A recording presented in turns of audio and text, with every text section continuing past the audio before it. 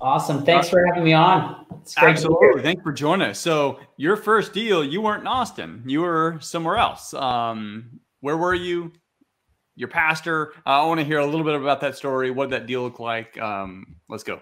Yeah. So we're in Louisville, Kentucky, and I was meeting with my friend Andy, pastor at the time, and I was like, Andy, my company just laid me off. You know, I got this. I got a couple job opportunities on the line. You know, we'd have to move. I don't think my wife would be very happy about that. And I got this real estate license because I want to get into real estate, but you know, it just seems like a slow ramp up. And he goes, have you ever heard of wholesaling? And I said, well, I've heard of the term, but I don't really know what it means. Like, what is it? And so here's me, a realtor who's gone through real estate school, who doesn't know what wholesaling is. So it's just, it was. You're not alone. It's probably like 95% of agents out there don't know what it is, or if they think they do, they don't really, but.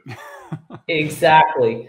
So it was actually, he explained to me that you could get a property under contract and then you have equitable interest in this property. And then you can sell your right to buy the property to someone else for a bigger price. And I said, that's legal? And he said, yes. And I go, that's incredible. So he's like, here's what you need to do. Go meet with this real estate attorney. He'll give you some contracts to buy and sell. And then, you know, go to the local RIA meeting. And I said, okay. So I went on to YouTube and started looking up, because I'm big on education, right? So I'm not afraid to hire a coach or mentor, because I want somebody to help me I want to compress my timeline. Yeah. I can figure it out on my own, but I'd rather have somebody who's already done it show me what they did, and I'd be happy to pay them for that. So I went and met with Harry. He was awesome. He gave me some purchase contracts and some encouragement, and then he said, go to the RIA meeting. So this is the second person telling me to go to the RIA meeting. So I go to the RIA, I'm meeting people, I'm passing out business cards.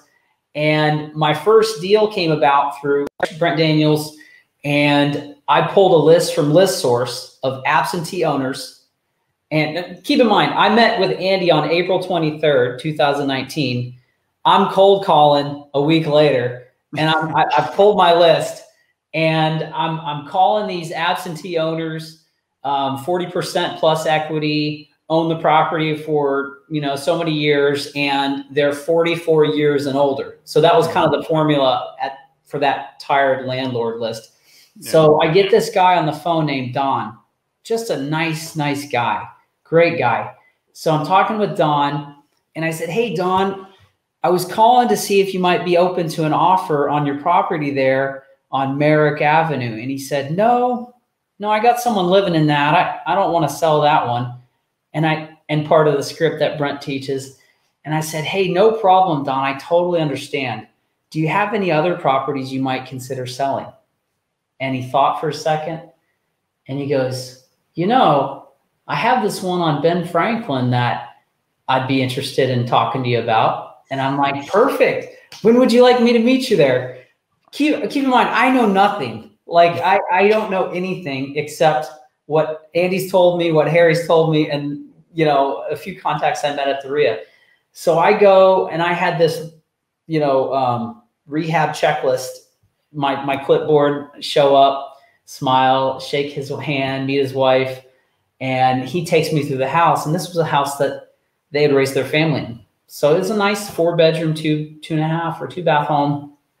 And Don and his wife had moved out to a condo, to a patio home, because they're getting older. And I learned later that Don had some health challenges, and they were in the process of remodeling this house to flip it and put it on the market and sell it. And so it became clear after talking with me, and it became clear to Don that, you know, it might be easier to just take a cash offer on my house instead of go through the hassle of fixing it and waiting. And I'd rather just not focus on this. And so I wrote him an offer right there. And, you know, I got so we went back and forth for a day or two because his wife wanted a little bit more money. Mm-hmm. And so we ended up settling to keep her happy and keep the deal alive. So I got the property under contract for $165. 165,000. And what did you at the time? What did you think it was worth, like fixed up? Did they ARV?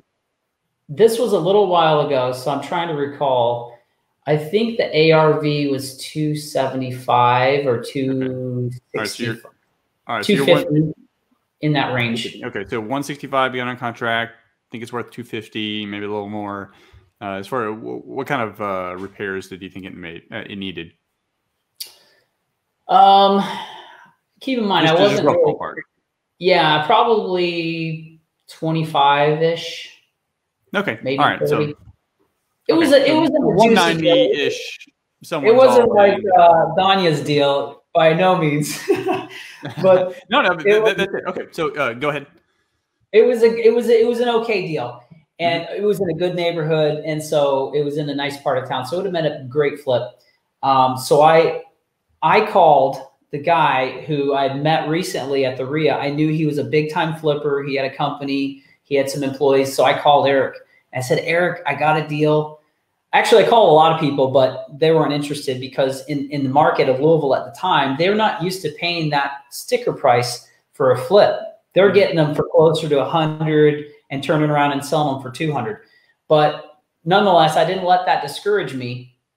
I called Eric, and he was over at a restaurant in town, and he said, oh, I'm having lunch over here with my partner. I said, great, I'll meet you over there. I got the contract. I'll meet you over there. So I'm not letting any time get wasted because I wanted to sell this deal. I wanted to go. You got to make it happen.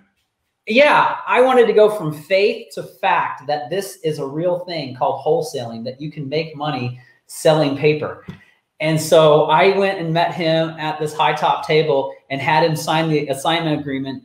And I remember he kind of beat me up a little bit on price. I wanted to make 10 grand, and I was trying to sell it for 170 something. And he's like, I'll give you 175, and I'll give you 170. And I was like, that's only like $5 grand, but nonetheless, I was like, cool, I know he'll close. And so I was like, okay, cool, we'll do it. And so at the restaurant, he's like, what did I say? He almost wrote 7,000. I was like, no, you said 5. And I was just like, but it was cool because I'm big on integrity, say what you do and do what you say. So he ended up closing, and I made $5 grand. And this was like, from the time I heard about it to the time I got paid was like 5 weeks or something. I bought and sold a deal in like 30 days, something like that. So it was great. I love that. And sounds like you had a very financially astute and investment friendly pastor. I'm sure there's more like that. It's that's an interesting story. So ultimately, you didn't have a job. You had to get out there and do it. You got some advice. You followed up on it, took action, made it happen, walk away with $5 grand in your pocket.